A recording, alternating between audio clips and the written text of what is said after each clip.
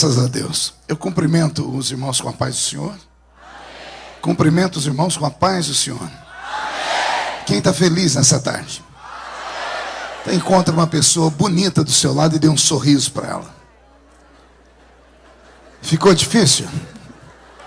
Se não tiver ninguém bonito aí embaixo, é só olhar aqui para cima. Mas é para o pastor Gesiel Gomes, né? Que está fino como um manequim de vitrine de terno novo. Pastor Gesiel, o senhor me deixou numa situação difícil aqui. Geralmente o vinho, o melhor vinho, ele vem no começo da festa, não no final da festa. E o senhor colocou tanta honra em cima de mim que eu tenho até medo de pregar aqui. Aliás, pastor Dionísio, depois eu quero ter uma conversa com ele e com o Eliseu. Se eu soubesse que era o pastor Gesiel que estava aqui, eu tinha ficado no hotel. Só pregaria à noite. Pastor Gesiel é uma referência. Desde criança eu ouço. Não que ele seja tão velho assim, é que sou bem novinho, né?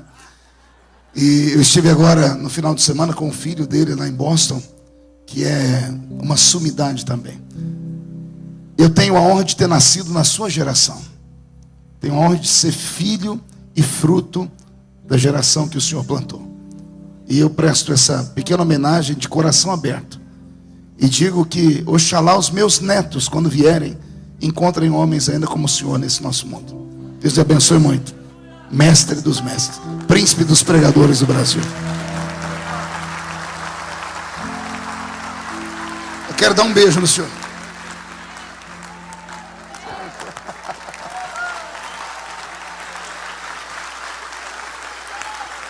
Honra quem tem honra.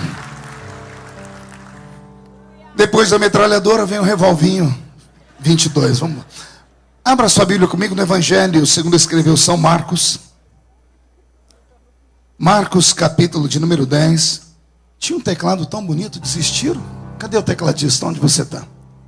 Where are you? Meu filho, você está numa prova hoje.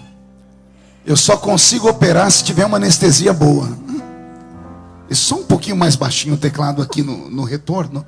O sonoplasta puder só colocar o som do teclado só nos PAs, eu te agradeço, tá?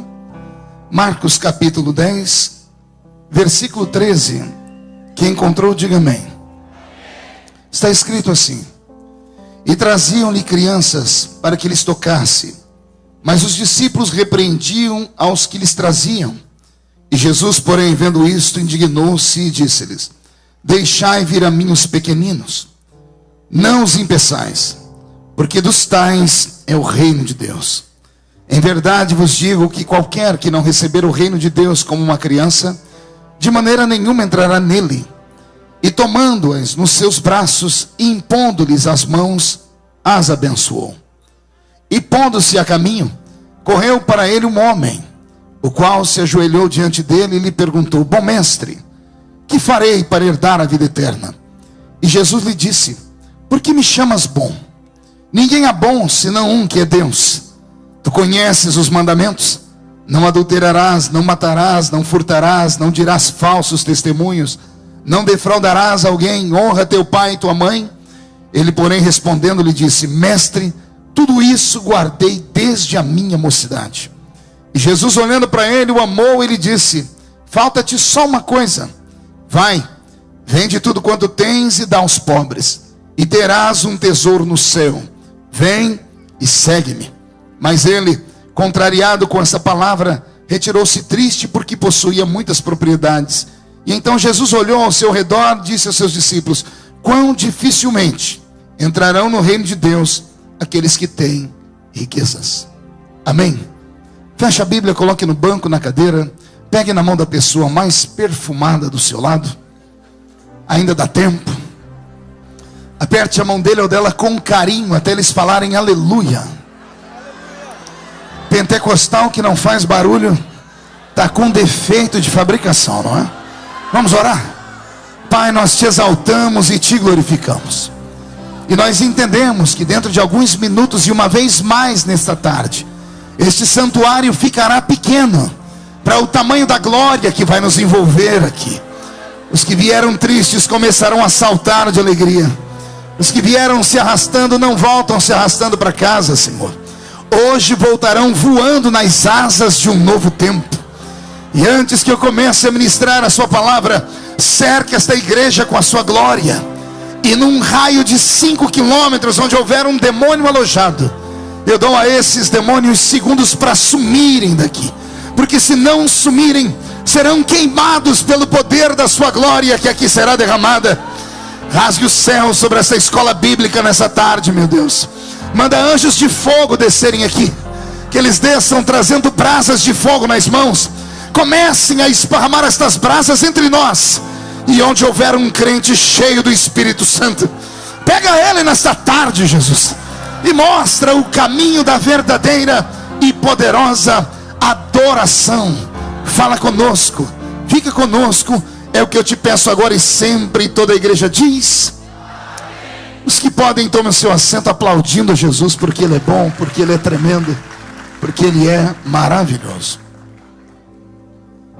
Querida igreja, noiva do Cordeiro, simpatizantes da nossa fé, amigos que vieram de perto, de longe, autoridades eclesiásticas, autoridades constituídas pelos homens desse mundo, pessoas que, enfim, deixaram o feriado de lado e vieram para este santuário para aprender, para ouvir e com certeza guardar e colocar em prática tudo aquilo que se ouve. Eu não sou um professor, eu sou um evangelista. O evangelista, ele não consegue falar de maneira tranquila, a não ser que ele tenha a polidez de um pastor Gesiel Gomes. E como eu sou lá no meio da roça da Vila Tatu, espero que vocês tenham paciência para me ouvir, tentar ensinar pregando. Amém? E à noite, parece que se vocês tiverem paciência, vão me ouvir de novo. Aí à noite, eu espero que todos estejam preparados para ouvir uma mensagem daquela que arranca tatu da toca e sabiá do toco, para a gente sair daqui cuspindo fogo por essas ruas dessas cidades. Posso ouvir mais um grito de glória a Deus? A 24ª Escola Bíblica de Campo Grande traz como tema a família como projeto de Deus. Nunca em toda a história da humanidade, a família tradicional, como ela é prevista pela Constituição máxima do mundo, que é a Bíblia Sagrada, foi tão atacada, foi tão dilacerada. E a família nunca foi antes tão desconstruída com tanta facilidade. E a facilidade encontrada pelos inimigos e opositores daquilo que nós chamamos de moral, bons costumes e conservadorismo, encontraram força no silêncio da família. Digo isso porque hoje falo com autoridade eclesiástica, mas também com autoridade política. Essa igreja tem um deputado federal, que hoje é meu braço direito, e eu, quando vejo lá pelo parlamento, a gente sente paz, porque aquele lugar é oprimido. E o Eliseu tem sido, ele está por aí, o Eliseu? Está aqui atrás de mim. Eliseu tem sido um guerreiro, tem sido meu braço direito e esquerdo lá, viu, pastor Dionísio? Eu estou até com medo dele tomar meu lugar, né? Eu até estou fazendo uma carta para ver se os gays enxergam mais ele do que eu agora, porque eu não aguento mais apanhar sozinho, né? Mas ele falou que não quer essa pecha sobre ele, não. Pastor Dionísio, que bom que o senhor está aqui. I love you. Então, a família nunca foi tão atingida como hoje. Eu me lembro, pastor Gesiel Gomes, que no ano de 2011, meu primeiro ano de mandato na Câmara dos Deputados, eu não era membro da Comissão de Direitos Humanos, mas houve ali um seminário. E eu fui atraído pelo tema. A temática do seminário era diversidade sexual na primeira infância. A primeira infância vai de 0 a 6 anos. E de repente o Congresso Nacional, eleito pelo voto popular, ou seja, os que estão lá representam a sociedade toda, fazem um seminário. E nesse seminário, ao invés de convidarem pais e mestres, convidam psicólogos, convidam jornalistas, artistas, convidam intelectuais, e todos eles de esquerda. E eu assisti ali com o coração sangrando, e tive a minha palavra vedada, não pude falar. O presidente da comissão naquele momento não me deixou falar, ele cassou a minha palavra, porque eu era a única voz dissonante até aquele momento. E eu vi ali aqueles homens e mulheres falarem assim: se uma criança de 0 a 6 anos de idade na creche, se for menino, e ele sentir desejo de tocar no órgão genital do outro menino, a professora não deve impedir. a tia, os mestres devem deixar, porque a criança está se descobrindo como ser humano. Nascer homem ou mulher, dizem eles, é uma premissa, mas viver como homem e mulher é uma escolha. E se você oprime uma criança que quer tocar no órgão genital de outra criança que tem o mesmo sexo que o seu, você vai provocar nela um trauma. Um trauma que no futuro pode levar ao suicídio. E eu vi aqueles homens e mulheres apelarem para esse coitadismo, usando a doutrina que move esse nosso mundo moderno, que é uma doutrina maligna, onde tudo é relativo, o relativismo depende do ponto de vista que se olha. E eu saltei da cadeira e pedi a palavra quando eu vi um dos maiores intelectuais que ele estava dizendo assim: inclusive a questão da pedofilia tem que ser revista no nosso país, porque a criança tem muito a aprender com o pedófilo. Isso está gravado, está em vídeo. Dizendo que pedofilia não é crime, é uma orientação sexual também. Assim como tem homem que tem orientação sexual para um homem, mulher tem uma orientação sexual para uma mulher, tem um homem que tem tara por criança, é uma orientação sexual. E eu levantei naquela hora e disse: então daqui a pouco, se um homem tiver uma tara por um cachorro, é normal também, porque é a tara dele. E por causa disso, naquele momento, eu entendi porque é que Jesus havia me levado para o parlamento e qual seria a luta e a bandeira que eu abraçaria dentro do parlamento. Não existe como você chegar no parlamento e ser um clínico geral. Você já foi no hospital? Tem um médico que é clínico geral, ele atende da cabeça aos pés. Mas lá no parlamento você tem que fixar sua mente em uma matéria e trabalhar por aquilo. E eu abracei a causa da família. Me tornei então, acho que o primeiro parlamentar do Brasil a trazer o assunto da família para dentro do parlamento. E as eleições do ano passado mostraram isso. 98% dos deputados federais candidatos usaram a bandeira da família. E eu digo isso com muita humildade e dou glórias ao nome do Senhor, porque valeu todo aquele sofrimento. Então a família nunca foi antes tão desconstruída. E quando você começa a estudar a mente de um esquerdista, e quando eu falo de esquerdista, não é quem usa a mão esquerda ou o braço direito, eu falo isso do ponto de vista político, né? Ah, meu Deus, se eu conhecesse política no passado como conheço hoje, eu era um analfabeto e agora estou me tornando quase que um cientista político nisso. Se eu entendesse a mente de um esquerdista, pastor Gesiel Gomes, há anos passados, se os nossos pais brasileiros, da liderança da igreja evangélica, tivessem entendido o eco dos gritos que eu lembro, quando criança na igreja, eu ainda ouvi alguém dizer assim: ó, está vindo aí um homem barbudo, que ele vai fechar a igreja, porque ele é comunista. E de repente esse homem virou o maior amigo de todas as igrejas. E passou o tempo e alguém disse: está vendo, ele não fechou as igrejas, não lacrou as igrejas, porque a mente cristã é uma mente tão pura, que nós achamos que ele ia entrar, ia vir aqui, ia colocar soldados na porta, como no comunismo, ia lacrar a igreja. Mas a política ela é muito dinâmica, não precisa se usar esse tipo de poder, basta se criar leis, e a igreja será fechada do mesmo jeito.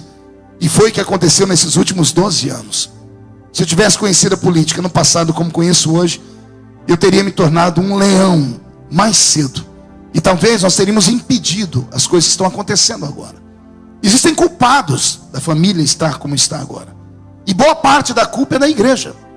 Boa parte da culpa é da igreja que enviou para o parlamento inúmeros deputados federais cristãos, mas que nunca cobrou deles um posicionamento.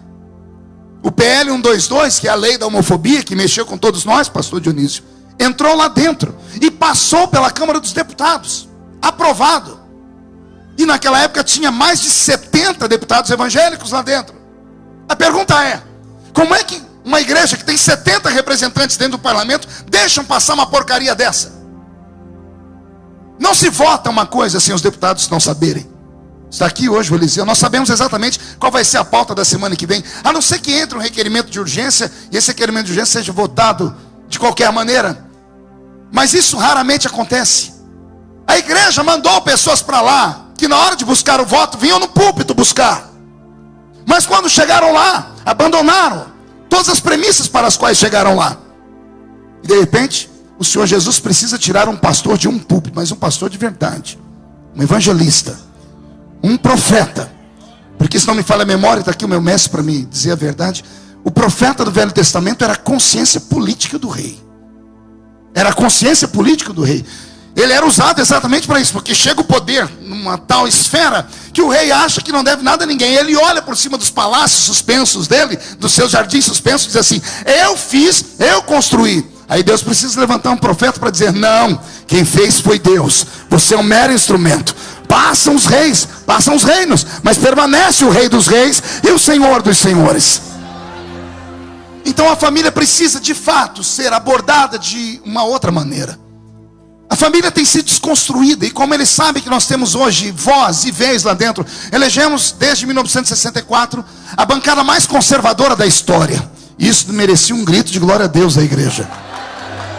Eu vou falar de novo, finge que você não ouviu nada, depois alguém edita, tá?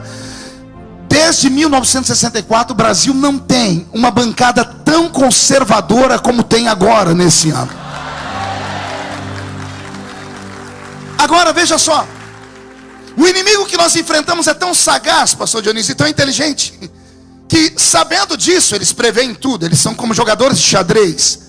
Eles sabem exatamente as 5 próximas jogadas do inimigo, e eles querem dar um checkmate lá na frente, sabendo que isso poderia ter acontecido exatamente pela luta que nós enfrentamos, pelo nome que veio e por toda a força que a família criou. Eles criaram conselhos que vão além do parlamento.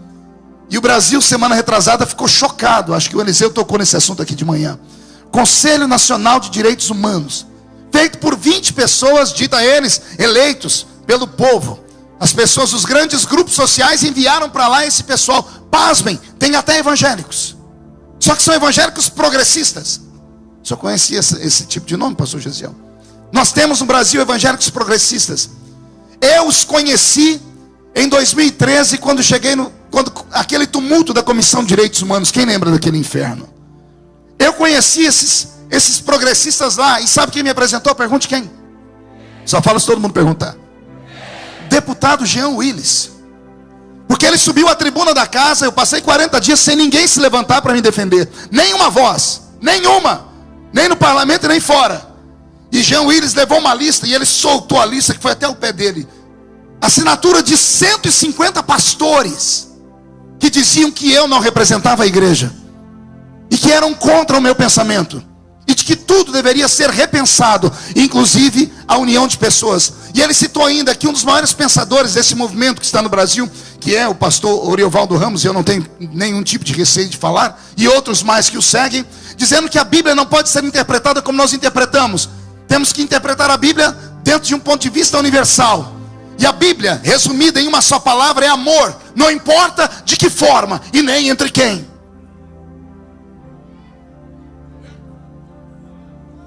E eu conheci essa turma que eu não sabia. Eu disse e afirmo: a culpa do que está acontecendo no Brasil é da igreja. Uma igreja calada, que grita aqui dentro, mas que quando chega lá fora tem medo. Que envia os seus filhos despreparados para a universidade. E não só na universidade, na escola. Sabendo esse pessoal que nós estamos trabalhando para isso, eles enviam, criam leis que, na verdade, são resoluções que têm poder de leis. Antes que eu fuja do raciocínio, o Conselho Nacional de Direitos Humanos baixou uma lei dizendo que toda criança que está dentro de uma escola pública, ela pode frequentar o banheiro que ela quiser de acordo com a sua orientação sexual. Ou seja, o menino, ele chega na casa e diz assim: hoje eu estou me sentindo gay, então eu vou para o banheiro das meninas. Ninguém pode impedi-lo. Se alguém fala: o que você está fazendo? Não, a minha orientação sexual hoje é essa. O menino ou a menina: eu estou me sentindo um homem, vou entrar no banheiro dos homens. Quem é que pode mensurar a má fé das pessoas? Quem é que pode dizer se isso é verdade ou não? Isso já é lei. Porque o Conselho Nacional de Direitos Humanos, como é representado por um grupo do povo, dito eles, não sei por quem, assinado pela Presidente da República, isso já está implantado em todas as escolas do nosso país, que são de cunho, que tem a aliança com o governo, escolas municipais. Então, sabendo que no Congresso não passa porcaria nenhuma dessa, eles começam a trabalhar de outra forma. E vão atuando até fecharem todos os flancos. E nós ficamos à mercê disso. A igreja não pode se calar. Mãe, pai, pegue os livros dos seus filhos. Veja o que eles estão aprendendo na sala de aula. Questione suas crianças. E se você saber que ele está aprendendo alguma coisa que não deve, vá até o professor. Junte um grupo de professores. Faça uma denúncia na Secretaria Estadual de Educação. Porque o nosso silêncio vai custar uma geração inteira. A nossa geração está completamente perdida. Nós temos uma geração que vai acontecer como aconteceu nos Estados Unidos. Vai haver um hiato entre a minha geração e a próxima que está vindo agora. Essa geração que está vindo agora, desses meninos que estão cursando a escola, os que têm entre 12 anos de idade, se não houver uma mudança agora, eu não dou a eles 16, 17 anos para todos, sem exceção, saírem da igreja. Anote o que eu estou dizendo. E falo com conhecimento de causa. Eu estudei sobre esses assuntos nos países onde a esquerda entrou. E na Europa, boa parte dela, ninguém mais acredita em Deus. Em lugares, inclusive, onde Paulo fundou igrejas e as plantou ali. Por quê? Sabendo que não podem tocar em mim e você, porque nós temos lastro. Alguém pergunta para mim, por que o senhor não se afasta dos seus pensamentos, pastor? Eu digo, os meus pés estão fincados em uma rocha. Meus pés estão fincados em uma rocha, porque os meus olhos viram a glória de Deus. Os meus ouvidos ouviram pregadores que me ensinaram o caminho. Eu conheço a Bíblia, não sou massa de manobra. Mas os nossos filhos tiveram a infelicidade de nascer numa geração rasa, numa geração vazia, uma geração que vem para a igreja em busca de milagres apenas, que vem à igreja em busca de bênção financeira, que querem liberar os seus instintos primitivos através da música, querem dançar, querem forrosear. Pastor, e dançar é pecado? Não, não quero extrapolar os limites, mas temos que entender o motivo pelo qual eles querem dançar. Se querem dançar realmente para Deus, ou se querem ser parecidos com o mundo lá fora. Já não há mais uma pregação que o sustente. Está faltando referencial no nosso meio. Mas se nós não temos referenciais nos púlpitos, seja você, pai e mãe, um referencial. Porque se você não for um referencial, eu não sei o que vai acontecer amanhã. A situação é mais crítica do que todos nós podemos imaginar. Ainda existe, tramitando dentro da Câmara dos Deputados, aproximadamente 1.100 projetos. Todos estes ferem a liberdade de expressão, ferem a família e ferem a liberdade de culto. Ontem eu passei a tarde inteira com o Cabrini, aquele da profissão repórter, fazendo as perguntas mais loucas possíveis. Perguntando para mim, mas o senhor não acha que o senhor excedeu, mandando prender aquelas duas meninas? Isso não é tirar delas o direito? Eu disse, amigo, elas estavam dentro de uma igreja, tiraram a roupa, deram um beijo lascivo na boca. O Código Penal, o artigo 208, diz que isso é crime. E crime tem que ser punido nos rigores da lei. Mas pastor, é a liberdade de expressão das meninas, liberdade de expressão uma ova. Aqui ainda é o santuário de Deus. Guarde o seu pé para entrar dentro desse ambiente aqui. E eu, como sou da velha guarda, eu tenho dificuldade para aceitar coisa muito mais simples. Por exemplo, eu não vou nem olhar, senão eu entrego. Tem umas pessoas que não param de mascar essa desgraça desse chiclete no culto. Tem uma menina ali atrás que não para de lixar a unha. Acho que ela esqueceu que aqui não é uma casa onde ela vai mexer com a sua beleza. Aqui ainda é o santuário do Deus vivo. Faça isso lá fora. Tem lugar para isso, não aqui dentro. Agora imagine se eu vou aceitar essas coisas acontecerem dentro do nosso meio. Alguém tem que se levantar. O silêncio da igreja não pode permanecer. Ah, pastor, só quer que nós vamos para o meio da rua? Ora, como igreja não, como instituição não. Mas vá como brasileiro. Ou você vai aceitar a situação do jeito que está e o caos que estamos vivendo? Eu falei tudo isso em 2013 e teve crentes que riram de mim. Agora está aí, há 2 semanas atrás, baixa uma lei porcaria dessa, que os meninos podem usar que banheiro quiserem na escola e as meninas também. O seu filho, a sua filha correm risco. Estamos correndo risco com a Bíblia Sagrada, de não podermos mais pregar a Bíblia, de não podermos mais usar ela como ela tem que ser usada. Ou você defende a sua fé, ou abandone ela. Mas se você for corajoso, engata uma quinta marcha e dá um grito daquele para fazer o templo todo tremer. Pois bem, dadas essas palavras, eu quero agora entrar no assunto que eu escolhi para meditar com vocês aqui alguns minutos. É uma mensagem simples e rápida. Falando sobre família, nós temos um outro nível de problema dentro da igreja. Pergunte qual? A incompreensão de uma geração para com a outra. Eu li 2 textos da Bíblia, fiz questão de ler. Quando eu terminei o primeiro texto, alguns fecharam a Bíblia. Eu fiz isso a propósito. Quando continuei a ler, foi um desafio para todo mundo procurar de novo o texto. Porque são 2 textos. O primeiro texto é aquele lindo texto, romântico até, onde o meu Cristo para atender crianças em uma praça. O segundo texto é um texto também bonito, onde um moço sai correndo e se joga aos pés de Cristo. Eu li os dois textos porque em todos os evangelhos onde são citados, os textos estão nessa sequência. Aconteceram no mesmo dia, aconteceram na mesma hora, no mesmo lugar. Jesus já era famoso nessa época. Atrás dele vinha aquela multidão incontável, de 5.000 homens, foram mulheres e crianças todos os dias. Depois dos milagres que ele fez nas bodas de Caná, a vida de Jesus deu um upgrade. Ele perdeu a sua privacidade, mas se tornou uma pessoa pública e popular. As pessoas que não conheciam pessoalmente, conheciam a sua aparência. Sabiam do seu cabelo, da sua barba, da estola sacerdotal branca que ele usava. Sabia do seu olhar e até da potência da sua voz, que quando falava, mexia com o coração das pessoas. Quando aquele homem veio caminhando e entrando nessa pequena cidade que vai hospedar essas duas histórias magníficas, ao invés de Jesus pegar a rua principal da cidade, ele entra dentro da praça.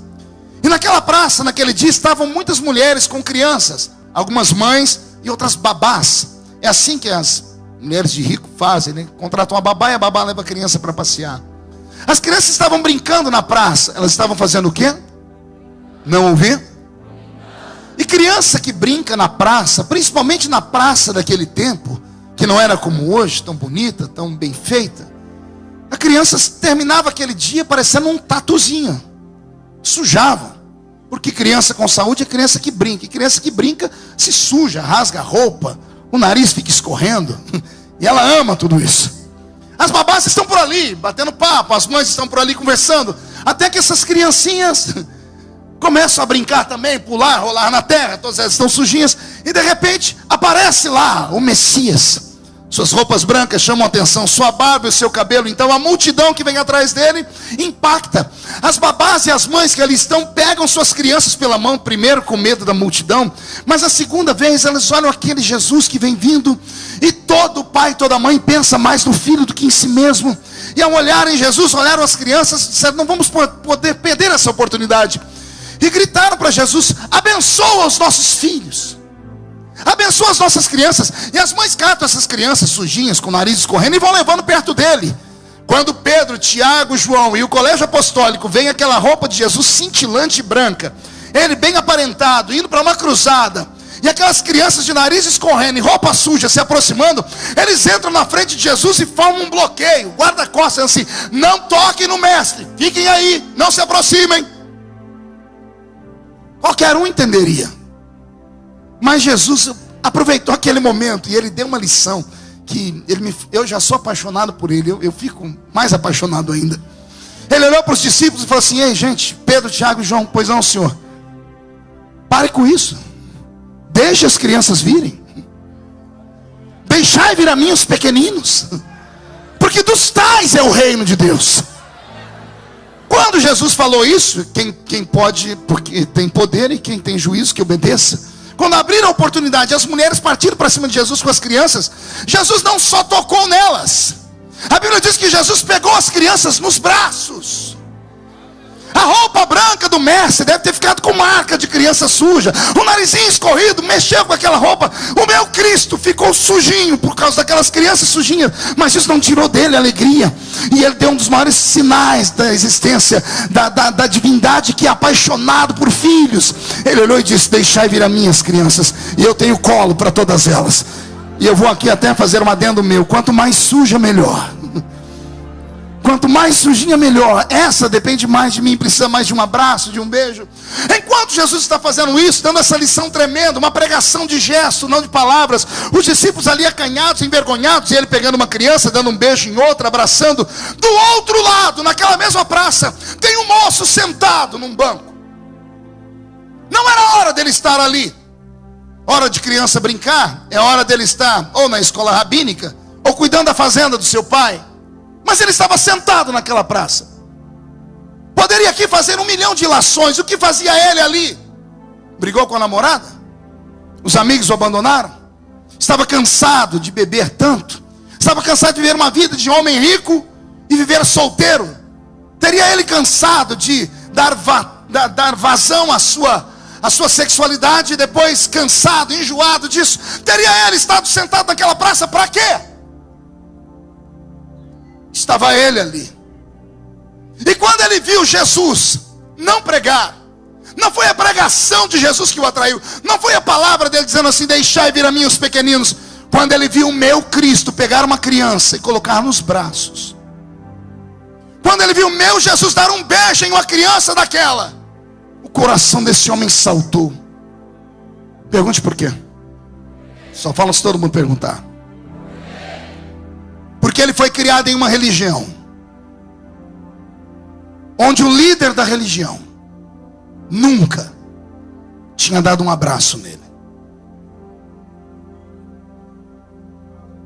Ele foi criado em uma religião onde o doutor da lei apenas o questionava e observava a sua vestimenta, a sua maneira de ser, a sua barba, observava o seu dízimo, a sua oferta, o seu sacrifício.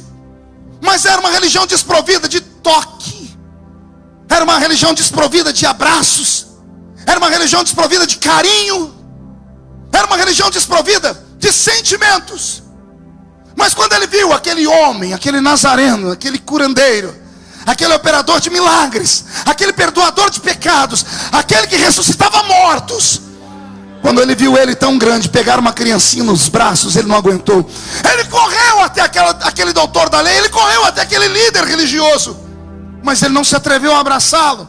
Ele fez aquilo que a religião dele ensinou: ao se aproximar de um doutor da lei, se curve diante dele, não por ele, mas pelo que está escrito na sua testa: santidade ao Senhor, pela roupa branca que usa, pelo pergaminho debaixo dos seus braços, pela barba untada no óleo.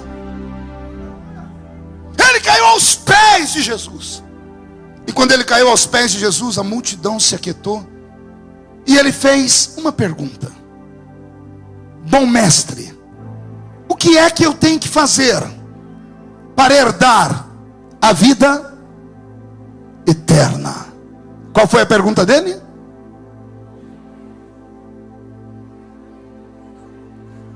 Vamos começar do 0, 1, 2, 3. Bom mestre, o que eu tenho que fazer para herdar? Você completa, 1, 2, 3. O que é que ele queria? E o que é a vida eterna?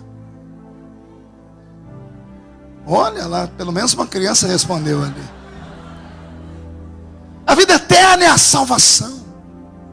Aquele moço olhou para Jesus e disse: o que é que eu tenho que fazer para ir para o céu? Sim ou não? Aí Jesus olhou para ele, deixando o assunto do bom para lá. Jesus colocou ele de pé e disse assim: você conhece os mandamentos? Pode imaginar aquele moço respirando fundo e fazendo assim: ainda bem, conheço todos, e respeito eles desde a minha juventude, desde a minha meninice. A pergunta que não quero calar é essa: esse moço estava mentindo, sim ou não? Vou perguntar de novo, sim ou não? Quem acha que ele estava mentindo, levante a mão. Quem acha que ele não estava mentindo, levante a mão. E quem não levantou a mão acha o quê?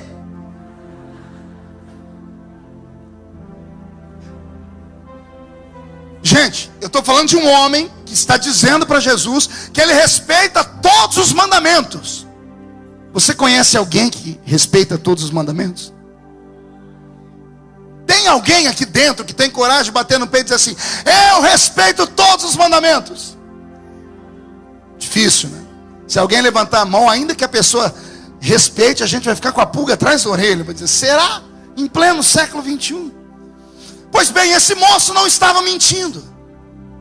Pastor Dionísio, ele não mentiu. Ninguém nunca conseguiu mentir para Jesus e permanecer a mentira.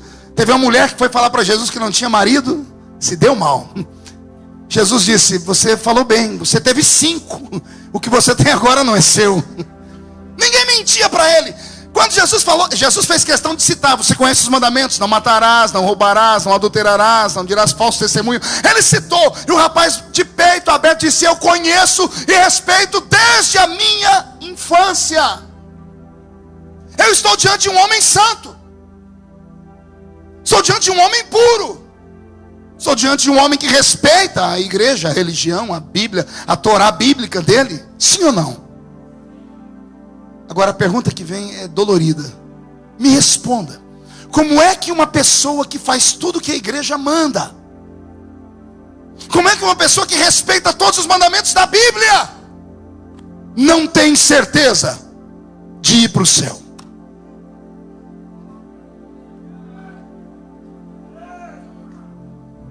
Vai, raciocina aí. Porque não é isso que a gente faz. Eu me lembro quando eu me converti, que luta. Para me levar para a igreja, o povo mente para danar, né? Os crentes arrumam uma presepada com o evangelho. Vem para a minha igreja porque Jesus te ama. Eu falei, mas eu sou um pecador, Ele te ama do jeito que você é. Mas eu bebo, eu fumo. Ele venha como está. Mas não tem mais em menos, foi por você que Ele morreu. Até aí tudo bem. Aceitei Jesus numa quinta-feira, 9 horas da noite.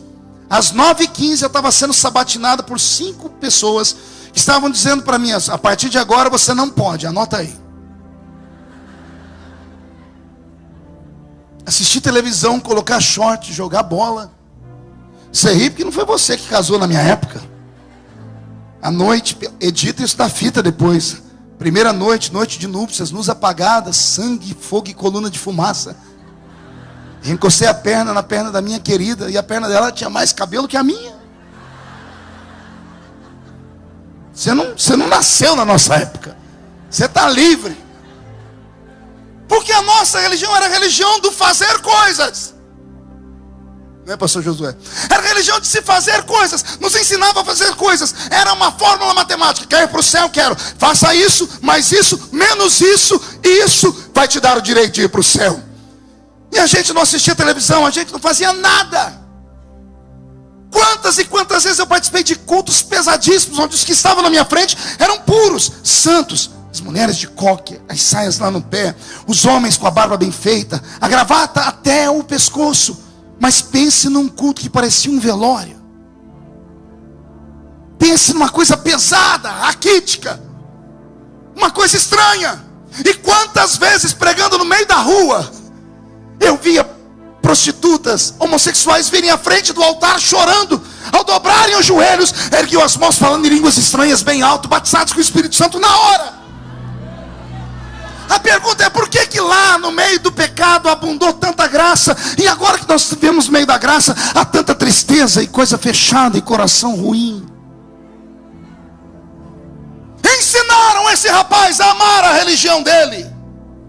Ele foi ensinado a respeitar os mandamentos. Ninguém nunca perguntou para ele, você é feliz assim? Pode imaginar esse garoto um belo dia no banheiro, a porta meio aberta e ele fazendo a barba. Quando ele vai usar o Presto Barba, quando ele vai fazer a primeira que faz tchan, alguém chuta a porta do banheiro. O pai: o que você está fazendo aí, rapaz? Não, pai, eu vou fazer minha barba porque é moda agora. Você sabe, filho, de quem você é? O que vão falar de mim na igreja? O que as pessoas vão falar do seu pai, da sua família? Mas pai, mãe, não tem mais nem menos. Você foi ensinado, então você tem que se respeitar e ficar assim, pronto. Pode imaginar esse moço tentando sair de casa sem o cinto que todo judeu usava para apertar a roupa. E a mãe dizendo, onde você vai com essa roupa? Parecendo um balangandã, rapaz. Ô mãe, é moda agora, eu sou jovem. Você não é normal. Você sabe, filho, de quem você é. Você sabe onde você está, onde você congrega. Você sabe que eu vou sofrer, o seu pai vai sofrer, a família vai sofrer. Você sabe que vão falar de mim que sou pastor da igreja, de mim que sou irmã do ciclo de oração. Filho, você não pode só ser, você tem que parecer. Isso é a filosofia da mulher de César, né? A mulher de César não pode só ser honesta, ela tem que parecer que é honesta. Em nome de se guardar toda a integridade, em nome de se guardar uma pretensa santidade, matamos os nossos filhos. Esse moço frequentava uma religião onde cobravam dele todo tipo de posicionamento religioso, sobre a sua aparência, sobre a sua roupa. Se preocupavam com ele por fora e não queriam saber o que ele era por dentro. Ah, meu Deus. Cheguei de viagem um dia atrás, uns 6 anos atrás. Quase não fico em casa, então quando estou em casa de sábado é uma raridade, a família fica feliz. Estou dentro da minha caminhonete. esperando as mulheres para a gente ir para o shopping. E mulher para se arrumar é uma benção, né? Imagine 4. Aí é só o sangue de Jesus, né? Eu sentei na caminhonete, esperei acho que quase 2 horas. Entrou primeiro a mãe, daqui a pouco entrou as pequenininhas, e a mais velha, só Jesus na causa. Quando ela veio, sentou aqui atrás de mim. Ela sentava geralmente aqui atrás da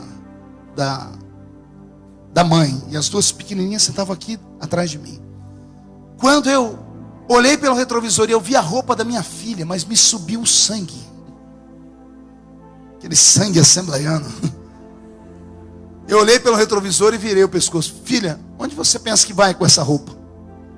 Ah, papai, o senhor achou bonita? Eu comprei. Filha, vai trocar. Mas pai, minhas amigas. Falei, filha, vai trocar. Ela tentou de novo, na 3ª vez eu dei um grito. Aí, pastor, assembleiano, quando grita, faz tremer até o carro, né? Ela saiu do carro chorando. A mãe ficou em silêncio. As outras 2 pequenininhas nem respiravam.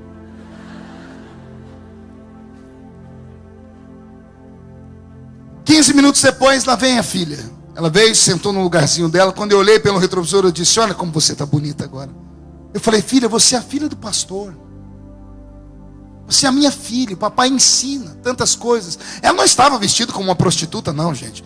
Mas ela estava vestindo uma roupa que não era a minha cultura. Eu dei partida na caminhonete. Eu caminhei, eu acho que uns 50 metros para virar na esquina. Quando eu virei a esquina, eu ouvi a voz de Deus, mas tão forte que eu quase bati o carro. A voz do Senhor falou para mim, contempla a sua filha agora e aproveita. Porque daqui a alguns anos você vai perdê-la. Você vai perder sua filha para as drogas. Você vai perder sua filha para a prostituição. E eu por dentro, tremendo, disse, Senhor, mas por que eu estou cuidando dela? O Senhor disse, não. Você já teve a idade dela. Ela nunca teve a sua. Você já foi adolescente como ela nunca foi um homem maduro como você. Existem etapas na vida que não podem ser queimadas. E o Senhor disse, você vai perder a sua filha. Eu fiz o balão e não continuei a viagem. Eu voltei. Ninguém entendeu nada. Eu parei na frente da casa de novo. Eu disse, Karen, desce e troca de roupa. E ela, mas pai, essa aqui não está suficiente. Eu disse, não, não está. E qual que eu vou colocar? Eu disse, coloque a que você estava antes. Eu nunca vi uma menina trocar tão rápido. Mas foi tão rápido. As pequenas olharam uma para a outra e disseram assim, o papai enlouqueceu. A minha esposa falou, o que foi, homem? Eu disse, é coisa minha de Deus. Daqui a pouco minha filha veio. E aconteceu algo tão lindo, que eu me emociono toda vez que eu me lembro disso. Ao invés de ela sentar no lugar onde ela sempre sentava atrás da mãe, ela foi do outro lado e empurrou as pequenas. As pequenas foram para o lado da mãe, ela ficou atrás de mim. Eu olhei pelo retrovisor e disse, agora, tá bem? Tá feliz? Ela disse, estou, papai, então vamos embora. Dei partida no carro, quando eu fui saindo, ela ficou em pé atrás de mim. Ela me abraçou por trás, me deu um beijo e disse, o senhor é meu amigo. O senhor não é só meu pai, o senhor é meu amigo. Eu me emociono. Talvez para algumas pessoas isso não significa nada. Eu ganhei naquele dia uma guerreira, uma heroína. Minha filha hoje está na universidade. Ontem, quando o repórter foi entrevistar ela, ela me fez chorar. Eu nunca vi uma pessoa falar com tanto orgulho do pai. E ela disse, eu não conheço meu pai ainda do meu pai. Eu quero ser como meu pai é um dia. Isso mexeu com a minha estrutura toda. E eu falei, Senhor, o que foi isso? O Senhor disse, você plantou lá atrás a paciência, a temperança, o amor, o cuidado. Deixa eu te dar uma palavra. Não se preocupe com o que o povo vai dizer. Não dê ouvido àquilo que as pessoas vão falar da sua família. Ninguém visita a sua família quando a sua família está doente. Ninguém paga o aluguel da sua casa. Ninguém põe gasolina no seu carro.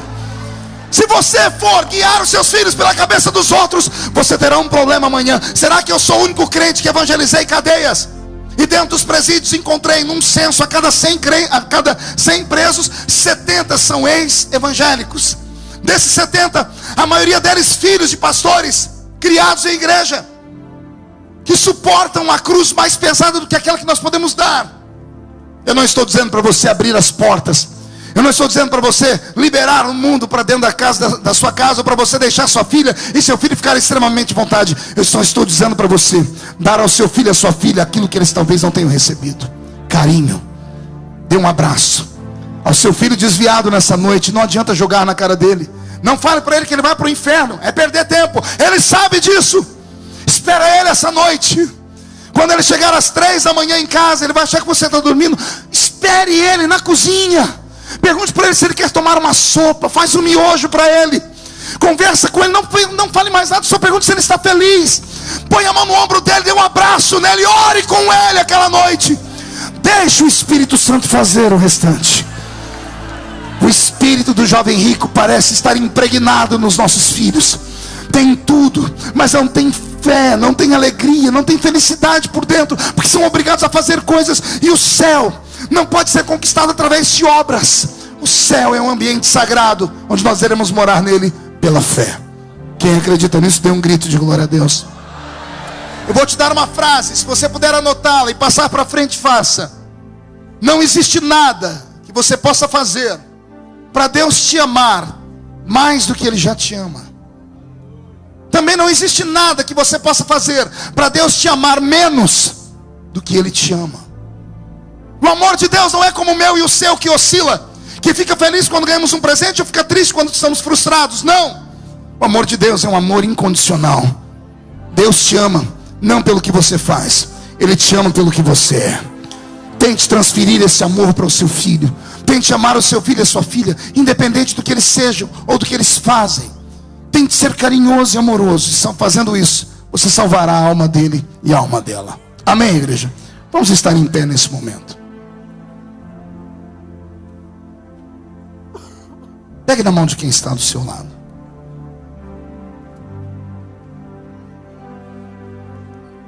Eu quero orar nesse momento pelo pai e pela mãe que, enquanto eu falava, a sua consciência doeu, o seu coração bateu forte. Quero orar pelos filhos que aqui dentro estão e sabem que alguns dos seus irmãos não estão aqui, pela truculência que viveram dentro de casa. Quero orar para que Deus te dê sabedoria, porque os nossos filhos já carregam uma cruz pesada demais vivendo no mundo onde nós vivemos. São atingidos na escola, pelos amigos, pelas mídias sociais. São oprimidos pela falta do conhecimento que a nossa geração teve. E eles não precisam da truculência do pai e da mãe. Precisam do seu amor, do seu carinho. Precisam do seu jeitinho de ser. Eu quero que você feche os olhos e traga à sua memória o nome do seu filho ou da sua filha que não estão aqui dentro. Meu Deus e meu Pai, Santo Deus de Israel, eu imagino nesse momento quantos corações estão aqui, acelerados, machucados, arrependidos. Não é que erraram por errar, erraram tentando acertar. Fomos ensinados assim. Fomos ensinados na base da pancada, do porrete, como se fôssemos massa de manobra. Poucos se preocupavam com o que sentimos, com o nosso coração, com a nossa alma, que é o palco das nossas emoções. Poucos se importaram com o nosso espírito. Quantos filhos estão caminhando por Campo Grande, pelo estado todo agora, errantes? Quantos se tornaram andarilhos? Quantos estão atrás das grades? Mas que neste momento esta lágrima do pai, esta lágrima da mãe sobe ao céu em forma de um sacrifício vivo. E ó Deus de Israel, o Senhor pode conceder uma nova chance. Uma chance para que este ou esta que foram criados dentro da igreja, estão afastados, possam nesse momento ser visitados por esse amor. E o Senhor vai provocar uma nova oportunidade, uma nova chance. E essa mãe e esse pai vão abraçar, vão beijar, vão colocar no colo, vão proibir as pessoas de tocarem neles, porque são seus filhos. Eu profetizo, Senhor, uma surpresa nesse final de semana. Eu profetizo, Senhor, uma surpresa nesses dias de Páscoa, de feriado em que estamos. Quando a família toda estiver reunida, vai haver um milagre, Senhor. Vai haver um milagre da conversão, vai haver um milagre da reconciliação. Eu creio que esse final de semana será um final de semana de salvação de filhos, de filhas. E o diabo não vai poder matar os nossos filhos, ó Pai. Deus de Israel, o vento que soprou sobre a casa de Jó, Que derrubou, Senhor, sobre os seus filhos e os levou à sepultura. Que este vento seja bloqueado nesta tarde. Que este vento pare onde ele estiver. A nossa casa será protegida. Os nossos filhos estão protegidos. Os nossos corações estão guardados, Senhor. E quem viver, verá, para ver o grande mover do seu Espírito que vai acontecer entre nós. Pai, eu profetizo que os nossos filhos estão livres e salvos, agora e sempre, em nome de Jesus. E todos digam: tome seu assento aplaudindo a Jesus porque Ele é bom.